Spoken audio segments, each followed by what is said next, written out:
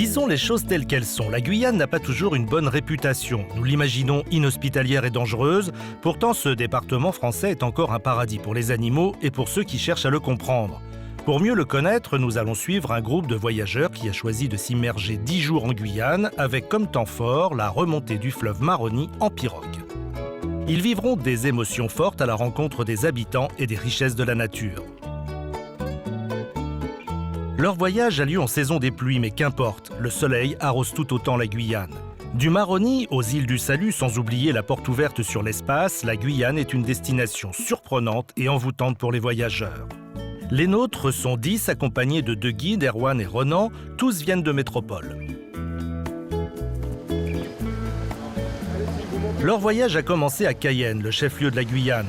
Ils n'y reviendront qu'à la fin du séjour. Ils embarquent avec leurs bagages, le nécessaire pour bivouaquer et de la nourriture. Direction la réserve naturelle des Marais de Caux, à 60 km au sud-est de Cayenne.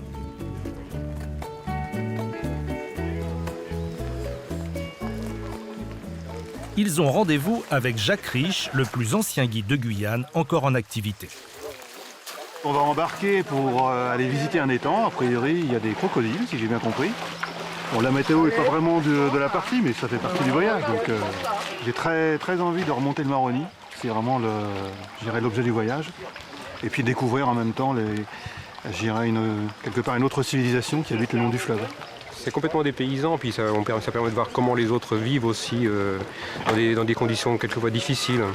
C'est la France, effectivement. Donc c'est pour ça que c'est rigolo de voir les enseignes Carrefour, Leader Price, etc. quand on est sur le long de la route. Et puis après, on arrive ici.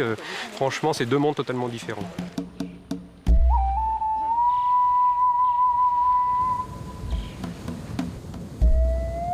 Ça, c'était pas prévu, mais si tu veux, j'ai mis un lacet avant de partir.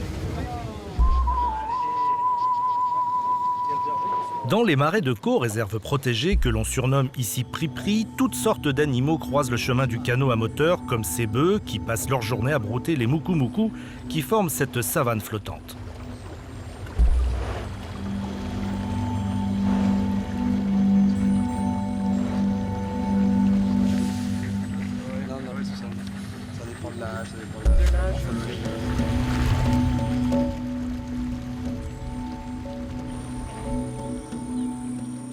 En attendant, le groupe part à la découverte de Caux, le village qui a donné son nom à la commune. Alors ici, c'est le village de Caux.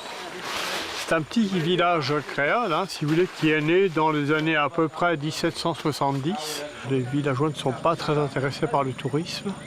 Ils pourraient, c'est vrai, en vivre, mais bon, apparemment, ça ne les intéresse pas outre mesure, quoi, je dirais. C'est dommage, parce qu'ils auraient tout à y gagner, mais bon, là, c'est vrai qu'il faut être disponible, il faut être là tout le temps, il faut savoir s'organiser. C'est vrai qu'il y a une véritable ressource, puisqu'il y a pratiquement 25 ou 30 000 personnes qui viennent chaque année ici à Caux. Ici, bon, la population vit principalement de la pêche. C'est un peuple de pêcheurs, depuis donc qui sont restés livrés à eux-mêmes. Ils cultivent sur la langue de terre qui est derrière. Mais dans le village même, bon, c'est vrai qu'il y a très peu d'activités. Jacques rend visite à Cordélia, l'unique restauratrice de Caux. Oui. Alors, comment tu vas? Ça va, ça va. Ça marche un petit peu le restaurant? Bien, un petit peu, oui, ça va. Sans donner. Spécialité créole, il y a la soupe créole le soir. Ici à Caux, c'est atipa, les coulants boucanés, haricots rouges, la viande de bois. On a des pécaris, du cochon bois, du pack et agouti. Et ce soir, tu as du monde qui va se promener un petit peu dans le marais? Il y en a normalement 10 pour ce soir qui vont balader. 10 pour aller voir les caïmans? Oui, pour les caïmans, oui. Ils veulent manger et puis après, ils font les caïmans. Le caïman noir est la star des marais de Caux. Jacques Riche est un grand défenseur de ces reptiliens.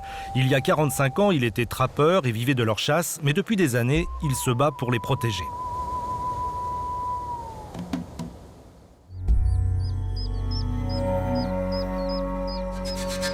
Les caïmans noirs étaient 600 il y a encore 4 ans. Ils ne seraient plus que 200 aujourd'hui. Ils ont pratiquement disparu de l'Amazonie et ne sont plus visibles qu'ici, à Caux. Après 2 heures de recherche, Jacques a trouvé un jeune caïman. Il a donné au groupe des consignes de manipulation très strictes. Là, en fait, c'est un petit caïman lunette Alors en fait, tout d'abord, je l'ai aperçu par réflexion de la lumière dans ses yeux, donc les yeux apparaissent rouges.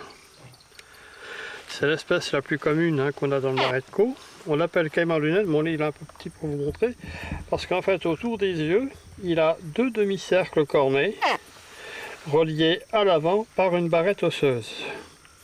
Et comme ça rappelle des montures de lunettes, c'est pour ça qu'on l'a baptisé comme ça. Voilà. Attention, ça n'a pas l'air, mais ça m'a envie. Oui. Je dis prends parce que moi je peux bien les mêmes dehors. Ah ça c'est la première fois, oui. J'ai tenu beaucoup de bestioles déjà, mais pas ça.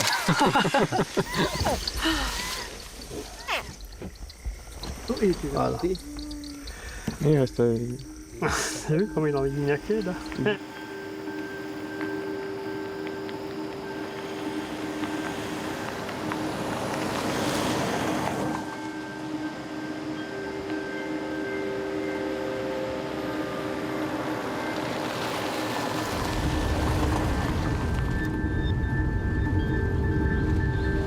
En Guyane, la forêt est reine. Le plus grand département français est aussi le plus boisé.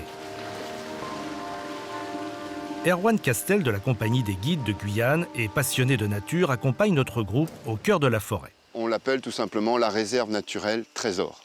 Et c'est vrai qu'elle renferme plein de trésors, puisque, on va en parler, dans la biodiversité, ici, on est sur un spot vraiment exceptionnel au niveau de la montagne de Caux, qui est déjà très riche. Et dans ce spot, on a des espèces qui sont endémiques à ce secteur-là. Bon, ben on peut y aller, c'est parti.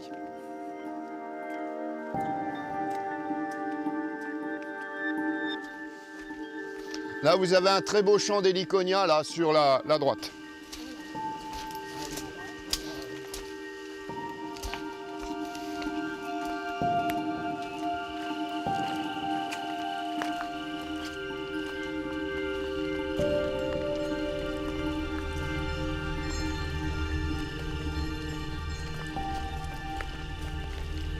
Le problème de l'Amazonie, qui est en fait son grand paradoxe, c'est que nous sommes sur une terre avec une des plus hautes biodiversités en termes de végétal, mais où le sol est très très pauvre. Pourquoi? Formation géologique, il y a 2,5 milliards d'années environ.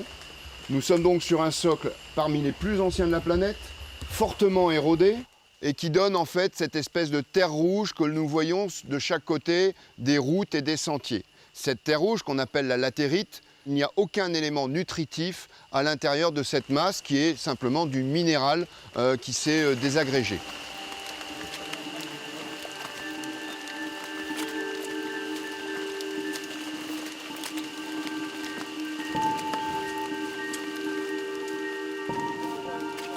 La forêt représente 96% des 84 000 km² du territoire. Sans guide, impossible de s'y déplacer. Le rôle du guide, c'est de présenter cette forêt, sa biodiversité, mais également quelque part de démythifier l'Amazonie, puisque l'Amazonie véhicule quand même on va dire des images d'Épinal, des peurs, des phobies qui n'ont absolument pas lieu d'être. Quelqu'un qui connaît un minimum la forêt, qui est accompagné en forêt, il va découvrir au contraire un espace très accueillant ou qui n'est pas du tout agressif. Même s'il y a quelques dangers, il n'y a pas d'agressivité vis-à-vis de l'homme. L'outil principal en forêt ici, c'est ce qu'on appelle le sabre, la machette, qui permet de réaliser un passage lorsqu'un arbre est tombé en travers du sentier, donc il faut dégager parfois, aménager le passage, mais aussi s'il y a un problème, une cheville qui est cassée ou quoi que ce soit, ça permet d'aménager un brancard de fortune ou un abri si jamais il y a besoin de s'arrêter sous une pluie importante. Donc c'est quand même l'outil principal qui souvent reste dans le fourreau mais qui s'avère parfois très important. C'est très bon à boire.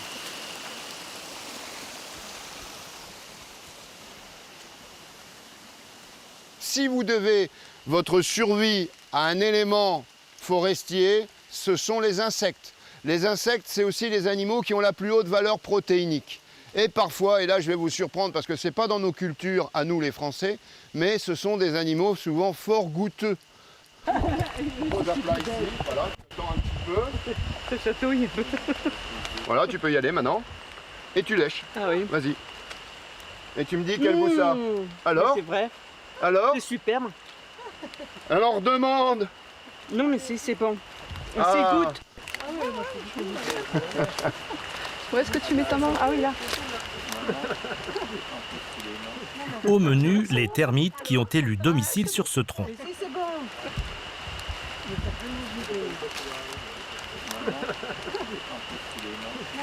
C'est vrai que c'est bon ça. Alors? Ah ouais, c'est bon. Mais c'est bon. Voilà. Un petit goût de sève, un petit goût de Entre sapin. voilà, de- sel de oui. pin, eucalyptus. Exactement. Voilà. Bon, ben voilà. Allez-y, il y en a pour tout le monde.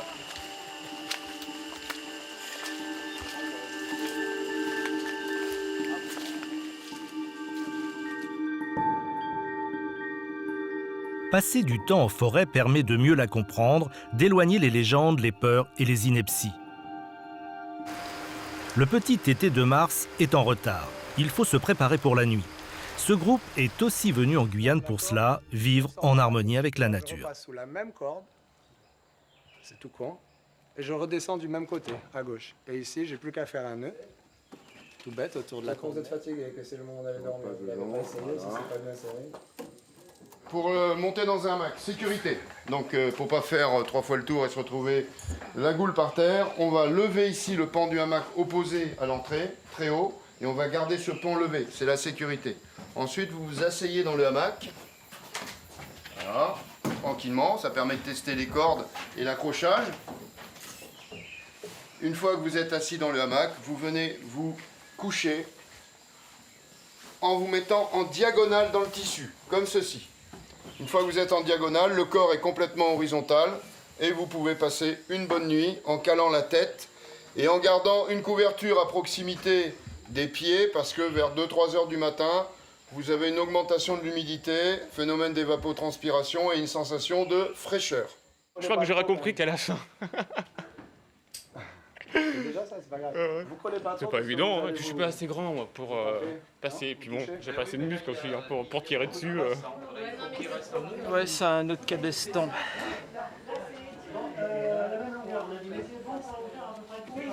Moi, je sais le faire, mais je sais pas l'expliquer.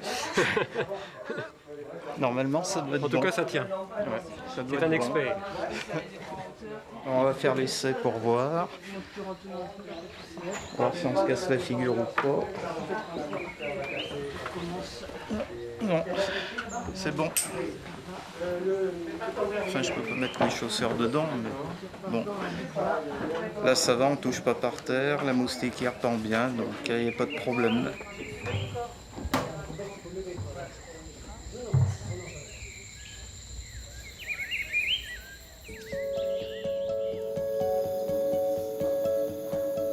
À 7000 km de chez eux, les membres du groupe s'endorment dans leur hamac pour une première nuit réparatrice, car la journée du lendemain sera longue.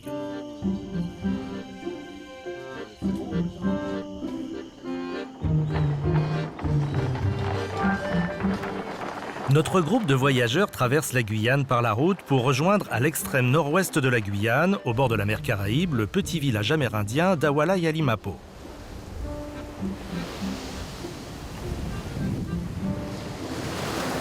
Ce sont ces longues plages que les tortues luttes ont choisies pour venir pondre depuis des milliers d'années. C'est elles que notre groupe espère apercevoir lorsque la nuit sera tombée. Mais ce n'est que le début de la saison des pontes. Dans l'immédiat, vous allez pouvoir laisser vos sacs au niveau des camions. Comme il fait encore jour, on va faire une petite présentation du village, du site, tant qu'il y a encore de la clarté. Ça va être très rapide, 20 minutes maximum. Après, on ira prendre le moment le plus important de la journée, hein, c'est-à-dire l'apéritif. Voilà, ça y est, il commence à être accoutumé. Hein, et donc après, on goûtera le très bon dîner servi ici au restaurant Yanimalé. À l'issue du repas, on fera une balade sur la plage pour essayer de voir un peu les activités de ponte des tortues marines.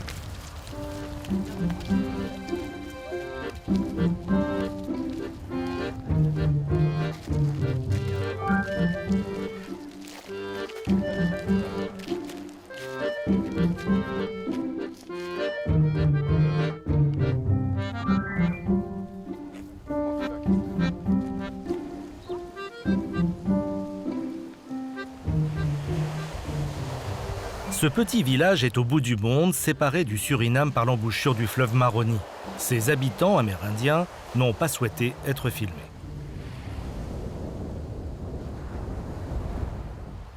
J'ai acheté cette petite déco, je l'ai achetée ici dans ce village. Je veux faire vivre l'artisanat, faire vivre les gens du cru pour qu'ils soient là et qu'ils restent dans leur village, qu'ils continuent à pérenniser leurs coutumes et leur vie. L'activité ce soir, on va aller voir les tortues avec un peu de chance éclore, les tortues vertes et les tortues lutte. Alors il y en a une hier soir, on espère en avoir une ce soir également. Donc on va pouvoir, alors la lutte, c'est celle-ci, donc voilà. Et on va essayer de voir ces tortues éclore. Ça c'est pareil, ça va être encore un moment magique.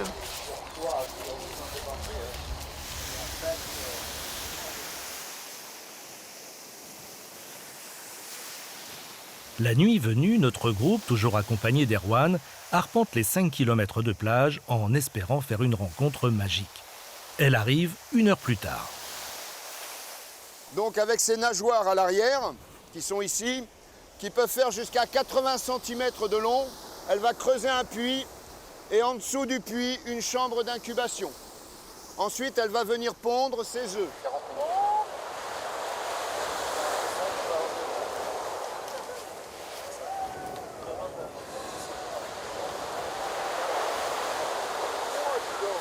Donc elle a fini la phase de balayage.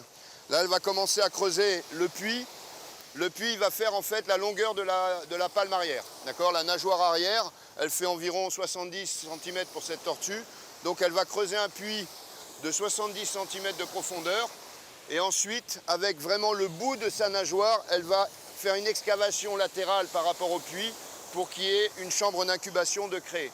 Et une fois qu'elle aura fait ça, elle va couvrir son puits et pondre environ entre 70 et 80 œufs.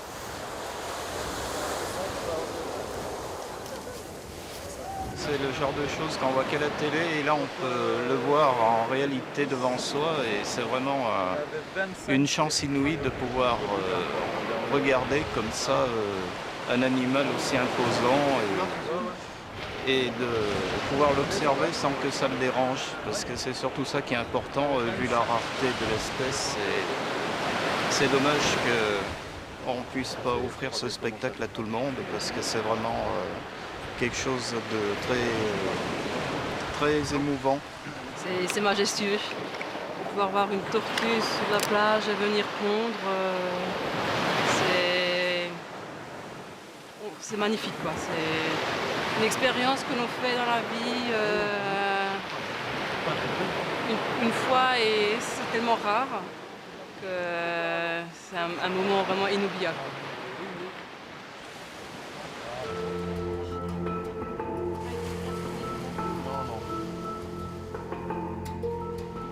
Sur les conseils d'Erwan, le groupe s'est écarté pour laisser pondre cette femelle. Elle aura mis une bonne heure pour y parvenir. Bien que normalement protégées des hommes, ces œufs seront les proies des oiseaux et des chiens errants qui en raffolent. Les petites tortues qui arriveront à maturité et regagneront la mer seront encore harcelées par les prédateurs marins. Très peu d'entre elles deviendront adultes.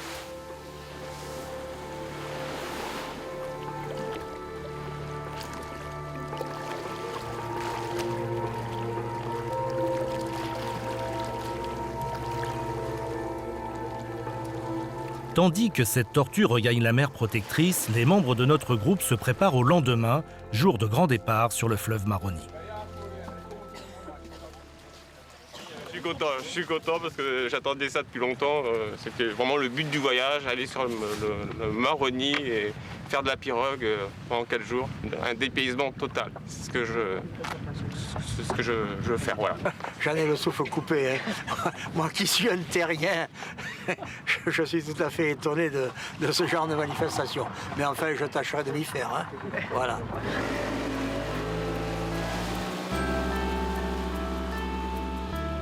Notre groupe part de Saint-Laurent-du-Maroni pour 5 jours de navigation à bord de cette pirogue d'une vingtaine de mètres.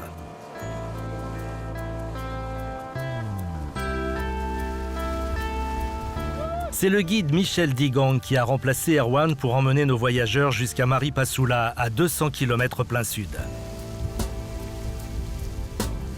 Sur la rive droite, le Suriname, où prend sa source le plus grand fleuve de Guyane.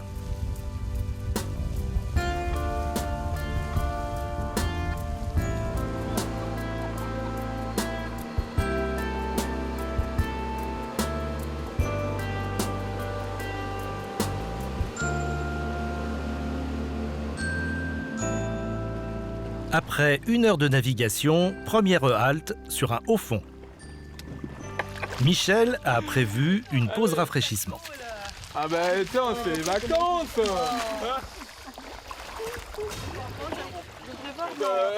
Moi, je vais aller chercher l'appareil photo.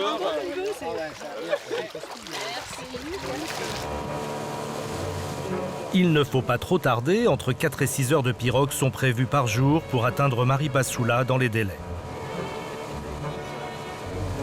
Une première journée, un premier contact avec le grand fleuve, et puis c'est l'heure du bivouac et la traditionnelle installation du campement et des hamacs. Attends, tire pas, parce que je vais le récupérer. Non, tire pas, je tire pas. Ouais, je vais la récupérer là, ici. D'accord. Voilà, et puis on va faire une boucle. Attends. Alors toi, t'es... Oui, c'est ça. Il est bon là, je vais essayer de le remonter. Ouais, c'est presque ça là. Il y a 10 cm, ouais, on va le monter.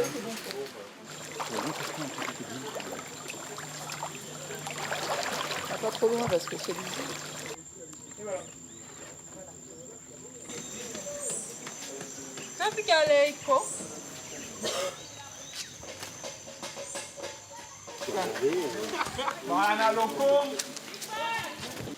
C'est pour vous tous, hein, c'est pas pour vous disputer, d'accord? Oui. Donc c'est pour jouer avec les copains, même avec les filles. Les filles, vous jouez aux billes un petit peu, non? Moi, je crois que tu es en train de créer un peu voilà. cette histoire. Donc ça, c'est pour vous, d'accord? Mais c'est pour tout le monde, vous jouez tous ensemble, d'accord? Tiens, les filles, on vous a acheté des élastiques. Vous savez jouer à l'élastique? Tiens, voilà, voilà. Attends, mon cœur, regarde, c'est pour tout le monde. Vous allez jouer avec les petites billes. Il y en a beaucoup de gens qui essayent de donner pas mal de trucs aux villageois pour le faire plaisir aux jeunes, spécialement ceux qui vont à l'école. Ça les fait plaisir. Personnellement, je conseille beaucoup plus des affaires scolaires, des cahiers, des stylos, des trucs comme ça. C'est plus important personnellement. Après, si vous avez des vêtements, bon, pourquoi pas, pas des trucs neufs ou qu'importe ce qu'on a, quoi. Les gens sont contents. C'est vrai que les gens ne sont pas malheureux, mais ils sont aussi contents lorsqu'il y a un petit cadeau, lorsqu'on passe comme ça, pour avoir un souvenir des personnes qui sont passées. Il est vrai qu'ils sont très raisonnables. Aucun de ces enfants ne s'est précipité sur les cadeaux. Hein. Et ça, c'est remarquable.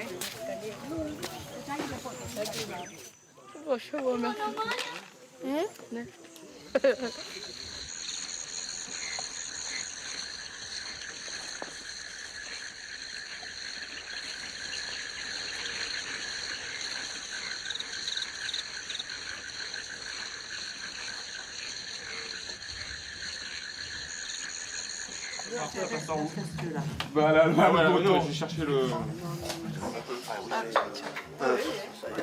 Les nuits sont de mieux en mieux, je veux dire, le temps on s'habitue et puis on prend le rythme local, quoi, si je puis dire. Une nuit excellente, peu de moustiques et surtout un grand plaisir en arrivant sur le campement d'aller se baigner dans le Maroni. Ça c'est quelque chose que je voulais faire et que j'avais programmé durant le voyage, donc voilà, ça c'est fait, ça s'est réalisé et c'est encore une fois un vrai bonheur. Les gens sont vraiment accueillants et je dirais que ça fait partie aussi du voyage.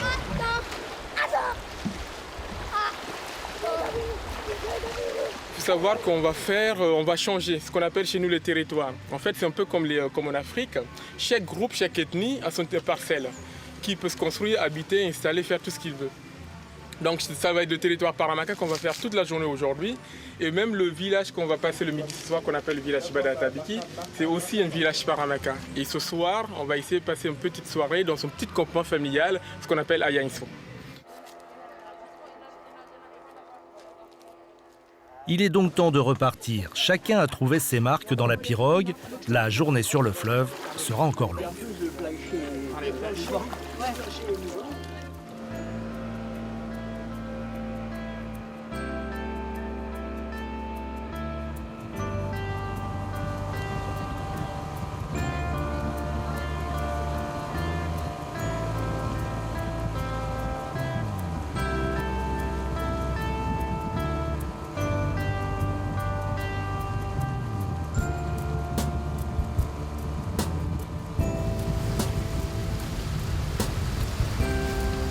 La frontière entre la Guyane française et le Suriname passe au milieu du fleuve. Côté Suriname, une barge d'orpaillage officielle est à l'œuvre.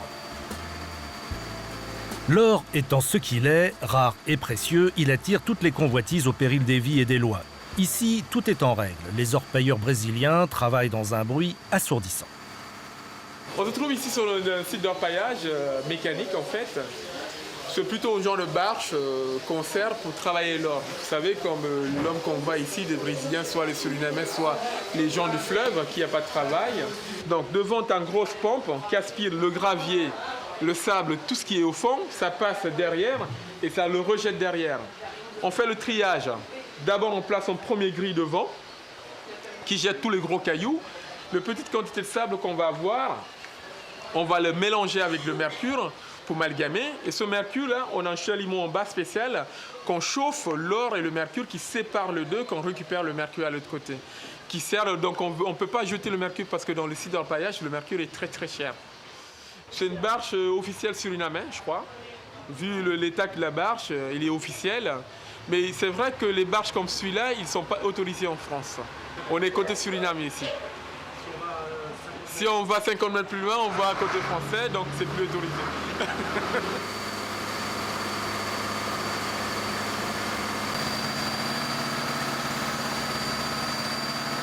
Il y a très longtemps, on en entend parler, on voit à la télé, mais alors je m'imaginais pas, mais alors pas du tout ça.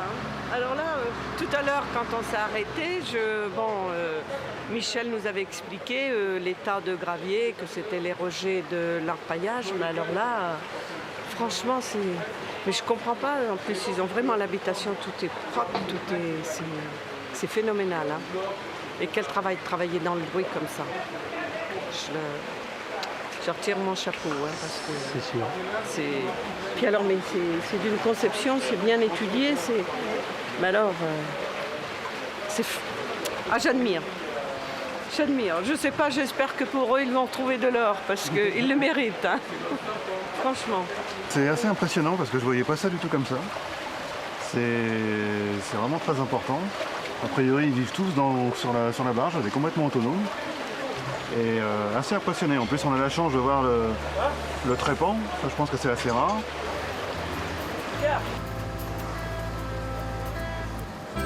Le groupe repart. Il laisse derrière lui ses rêves de fortune et d'aventure.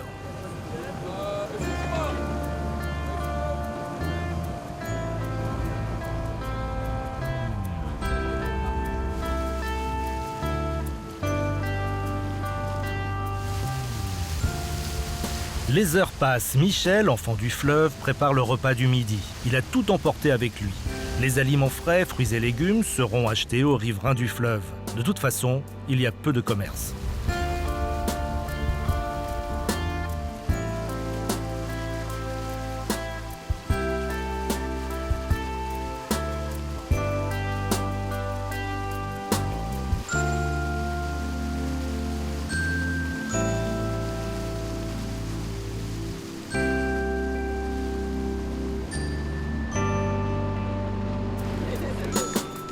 La pirogue arrive enfin au lieu de bivouac. Elle a parcouru 60 km.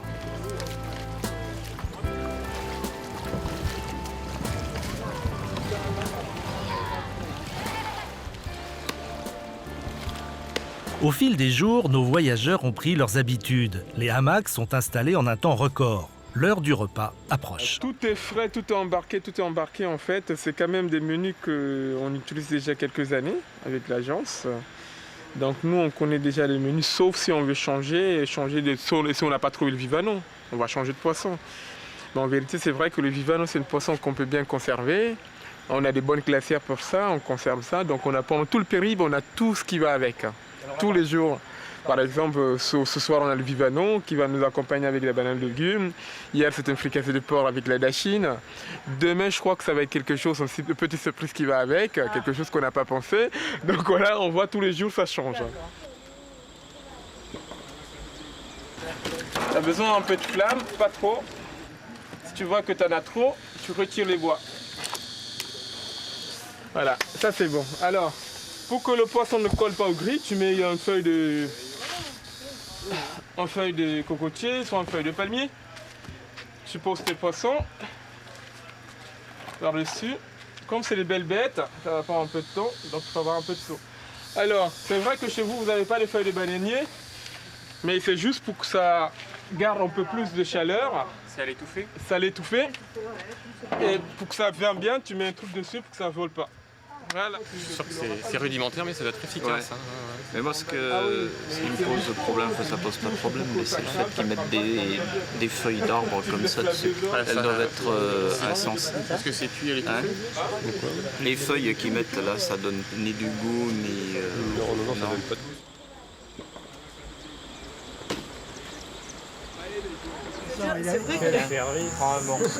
Le repas est prêt, les salades préparées par Michel dans la pirogue, les vivanos farcis cuits à l'étouffée sous des feuilles de bananier, tout ce qu'il faut pour reprendre des forces après une longue journée de navigation sur le fleuve.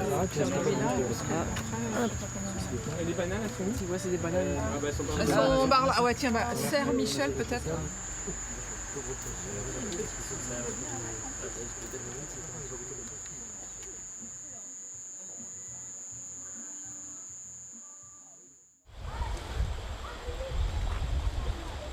Le lendemain matin, chacun a récupéré après une bonne nuit en hamac.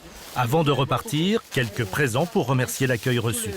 Tous les enfants. Les enfants du Tu as dit que c'était pour les enfants. Hein. Oui, voilà, je viens de dire.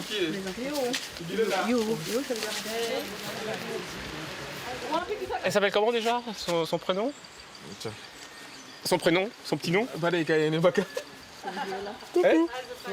Josiela. Non, maintenant elle est... Oh, c'est pas grave. C'est toi qui voulais faire du contact? Et voilà, du contact j'en ai là. Là, ça touche. Elle a que 4 mois apparemment, je pensais qu'elle avait un peu plus. Elle tient bien la tête, ce qui est bizarre pour un enfant quand même si jeune, je trouve. Et ils se marient de bonne heure, normalement c'est les lois françaises, donc tu dois te marier à partir de 18 ans. Normalement. Oui, normalement, mais chez nous, ça existe aussi ce qu'on appelle les lois traditionnelles. Ouais. Donc, comme femme qui n'a jamais été à l'école, qui ne fait rien, donc on essaie d'éduquer la femme, les jeunes filles, avec une moyenne, c'est-à-dire il faut tout savoir faire, la culture, la maison, tout ça. À partir du moment qu'il sait tout faire, donc voilà, il peut se marier.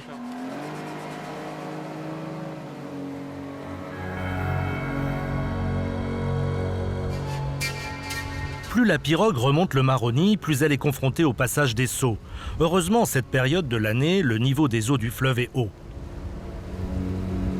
On dénombre 90 sauts ou rapides sur le Maroni et 160 passages difficiles et parfois dangereux pour les non-initiés.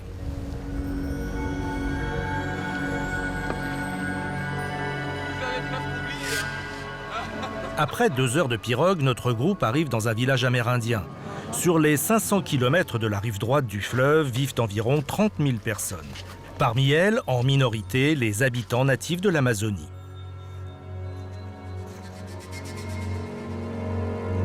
Ce petit village illustre bien l'exode des plus jeunes vers les villes. Il n'y a plus que des anciens et les enfants pour y rester. Ce constat est l'un des grands désespoirs de Dédé Lessé, le chef du village.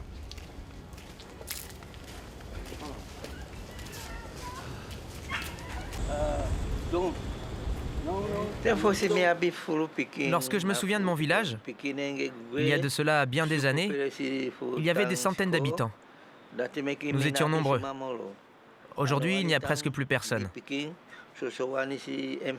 J'ai demandé aux 2 États, français et surinamais, qu'ils nous aident et construisent une école pour éduquer nos enfants et leur permettre de rester sur place. Mais cela n'a jamais fonctionné. Vous comprenez ? Les enfants qui sont scolarisés loin d'ici, eh bien les parents doivent les suivre. À Papaichon, à Maripasoula, à Cayoudé, peu importe. Le résultat est que le village est devenu un peu vide. Moi, je ne peux pas me satisfaire de ce résultat et de constater ce qu'est devenu mon village et mon peuple.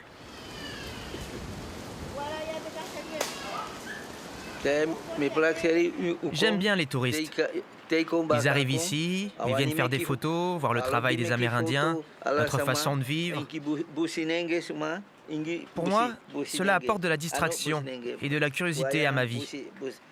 Et puis, il faut bien reconnaître que nous faisons de moins en moins de travail artisanal. Nous avions une machine à râper le manioc, mais elle est cassée, parce qu'elle était tellement usée qu'elle a fini par casser. Alors, lorsque les gens viennent ici, d'aussi loin que l'Europe, nous ne pouvons plus leur montrer ce travail. Malgré tout, ils voient nos maisons et la façon dont nous vivions aussi près du fleuve. Vous savez, moi, j'ai toujours vécu ici. Pour eux, c'est souvent incroyable. J'aime voir leur étonnement. Et puis souvent, ils gâtent nos enfants.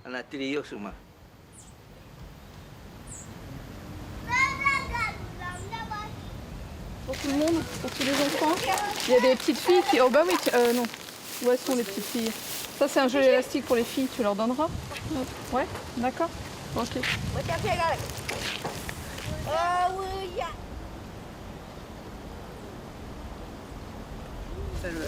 Oui, c'est là-bas.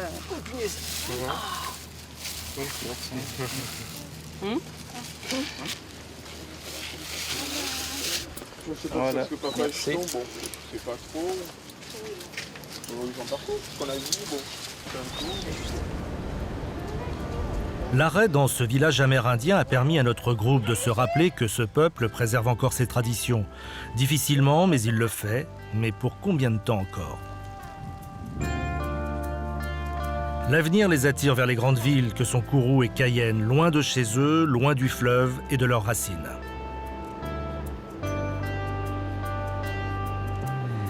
Il reste une dernière halte avant de rejoindre Maripasoula. Quelques heures encore à passer à bord de la pirogue.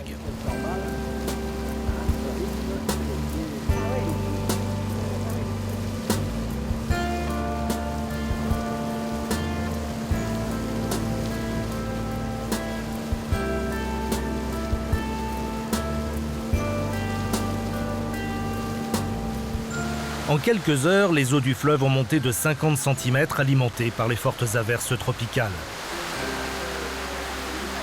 À l'abri d'un carbet, notre groupe reprend des forces autour d'une table, à un moment propice aux confidences. Tous les soirs, elle a quelque chose à dire. Ah ben moi je suis parfaitement satisfait, pour moi tout se passe très bien. Bon, le hamac, la première nuit, il a fallu que je m'habitue, mais maintenant ça me pose plus du tout de problème. Voilà. Bon, après, effectivement, on a fait beaucoup de choses. On a passé la moitié du temps à se prémunir de la pluie torrentielle et l'autre moitié à se prémunir d'un soleil torride qui nous brûle de partout. Mais bon, on s'y attendait un petit peu aussi, hein, c'est le pays, c'est la découverte. Et puis, on a effectivement vu beaucoup de monde, beaucoup de gens qui sont souriants, disponibles. Enfin, c'est surprenant, mais je ne m'attendais pas à ça, moi. Très naïvement, je pensais qu'on allait rentrer dans la forêt, comme on voit à la télé, en fait, et qu'on allait tomber presque par hasard sur des peuples un peu primitifs, alors que c'est pas du tout ça, en fait. Moi, j'en étais resté à l'image d'Épinal un petit peu. Ça se passe pas trop mal. Moi qui ne suis pas du tout un aventurier, mais alors pas du tout, là, vraiment, je découvre. Là, c'est superbe. Même à la limite, dans ma petite tête, il y a beaucoup de choses. Il faudra que je me repose un peu pour mettre tout ça en place, parce que là, c'est beaucoup. C'est magique. C'est formidable. Ou un petit pois, ça a 35 cm de hauteur et ça pousse. Il y a un canard là parce que lui le sait.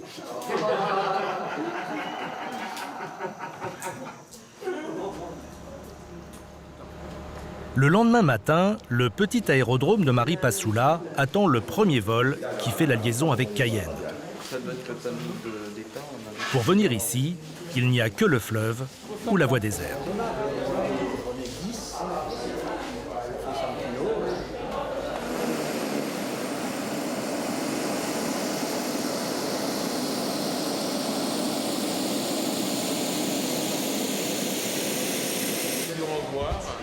Après un bon moment passé ensemble, j'espère qu'on a tous régalé, moi aussi. Je passe un très bien voyage avec vous.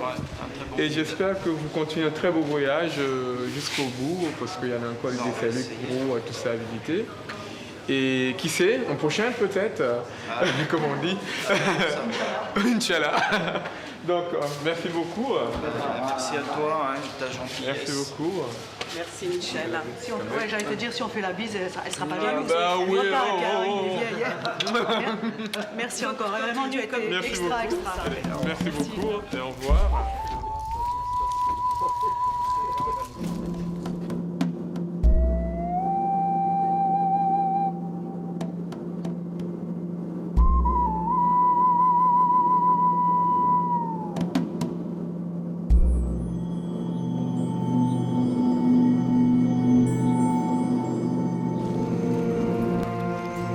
l'après-midi, c'est un tout autre voyage qui attend notre groupe.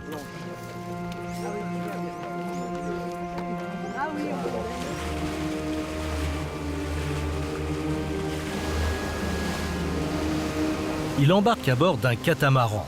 Durée de la traversée, 1 heure pour rejoindre les célèbres îles du Salut. Nos voyageurs ont retrouvé Erwan, leur guide des premiers jours. Bienvenue à l'île du Diable, l'île Royale et l'île Saint-Joseph, uniquement habitées par des légionnaires. Tout au long de la randonnée, Erwan explique l'histoire de ces îles où le bail fut arrêté en 1947. Nous sommes ici sur l'île Saint-Joseph, qui était la guillotine sèche, puisque sur son sommet, nous avons un camp de la réclusion qui est de funeste augure, puisqu'on a énormément de morts qui vont se réaliser dans ce camp, qui était une espèce de camp de concentration avant l'heure. Alors les bagnards, eux, il n'y a pas de cimetière des bagnards, hein. La tradition, c'est que les bagnards décédés, eux, ils étaient jetés en mer. Le corps était jeté à l'eau et les requins qui étaient déjà attirés par les déchets, eh bien, ils se précipitaient sur le corps des malheureux qui étaient inhumés en mer. Les conditions de vie se sont désagrégées avec les années et c'est sur la fin qu'elles étaient les plus horribles. Aujourd'hui, ces îles devenues paradisiaques font le bonheur des curieux du monde entier.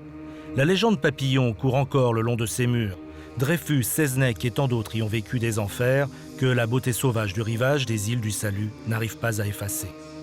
Depuis l'aventure spatiale européenne, elle se trouve sur la trajectoire de lancement des fusées. Le Centre national des études spatiales les a donc acquises.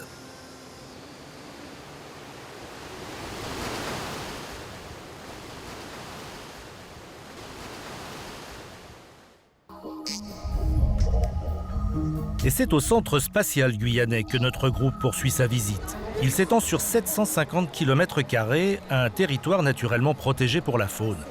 Les animaux sont hors de portée d'éventuels braconniers. Laissons notre groupe quelques instants. Plusieurs associations de protection de la nature travaillent avec le centre spatial et c'est le cas de Chouaï, un centre de soins installé à Makouria, à une dizaine de kilomètres de Cayenne et qui protège des moutons paresseux. L'association est née de la volonté de Paulette de Crète il y a une dizaine d'années. Les moutons paresseux, inoffensifs, sont parfois chassés pour leur chair, mais aussi pour être revendus comme animaux de compagnie. L'association a vu le jour par rapport à un tout petit bébé. Un petit bébé que on n'a pas su du tout s'en occuper. On a commencé à prendre des informations un peu de partout, de se renseigner, voir un peu les gens du pays aussi, avec les Indiens aussi. On commence à nous donner un petit peu d'informations, des vétérinaires qui nous ont conseillé un petit peu, ils n'en savaient pas plus que nous. Et puis l'association a commencé à naître comme ça par rapport à un petit bébé qu'on a soigné. Et puis j'ai commencé à tomber vraiment amoureuse de ce petit animal qui fait que quand vous voyez un petit bébé comme ça, la sensibilité, le cœur, tout joue. Économiquement, nous ne sommes pas aidés, nous n'avons pas de subvention. Ce sont des gens, des donateurs, des gens qui veulent bien, ou des cartes de membres, des personnes qui viennent, qui prennent directement leur carte, ou alors qui achètent un petit t-shirt, vous voyez, comme celui-ci, qui nous aident justement à faire vivre l'association. Ça, c'est donc ce qu'on appelle le deux doigts, le Uno, parce que il a deux griffes aux antérieures et puis 3 aux postérieures. Et donc on l'a prénommé Winnie. Quand on a eu cette petite bête, elle faisait que 900 grammes et en fait c'est les agents de la douane qui nous l'ont rapporté, qui a été saisi, puisque malheureusement les parents ont été tués. On va lui préparer sa petite assiette. Parce que cet animal est omnivore, donc le principal de sa nourriture, quand on va lui préparer l'assiette, ça va être à base de féculents, donc des pâtes, des légumes mi-cuits, puis on va rajouter également des fruits pour la partie vitamine.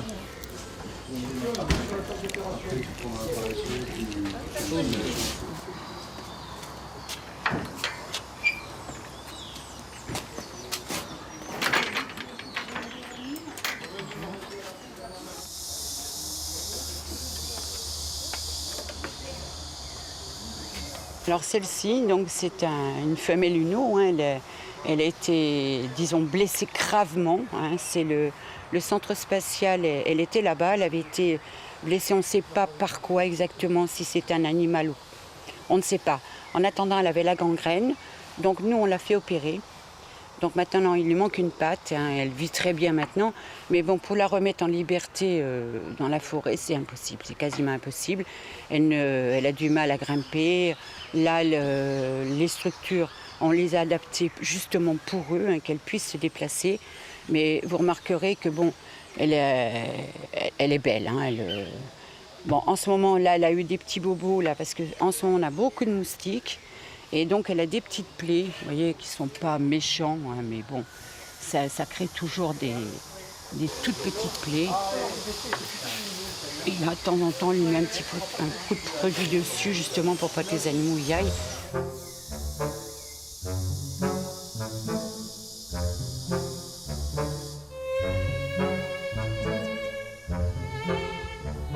Il y a 6 espèces de paresseux connues. Ces animaux sont fragilisés par la destruction de la forêt amazonienne et les 2 espèces présentes en Guyane ne sont préservées que sur les sites protégés comme le Centre spatial guyanais.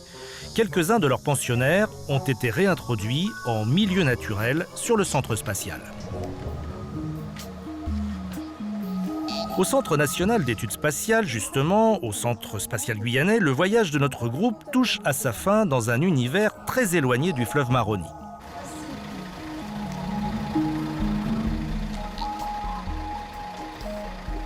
Ah, c'est effectivement, oui, le choc des cultures a tout à fait raison, parce qu'entre ce que l'on peut voir sur le Maroni et puis la technologie employée pour envoyer donc, des fusées dans l'espace, alors il y a beaucoup d'images hein, qui sont dans la tête.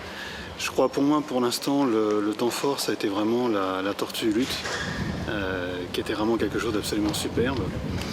Après, c'est difficile de faire une hiérarchie dans ce que l'on a pu voir.